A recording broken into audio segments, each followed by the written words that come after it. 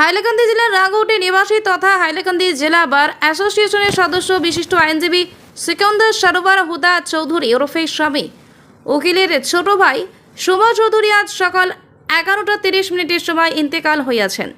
ইন্না লিল্লাহি ওয়া ইন্না ইলাইহি রাজিউন। ওনার মৃত্যুতে এলাকাবাসী গভীরভাবে মর্মাহত।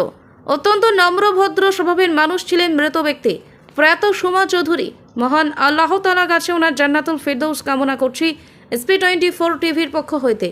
আজ সন্ধ্যা 6/9/2024 ইংরেজি 6:30 সময় ওনার শেষ বিদায় জানান হাজার হাজার জনতা জানাজার নামাজ আদায়ের মাধ্যমে নিজ বাড়ির সম্মুখ স্থানে।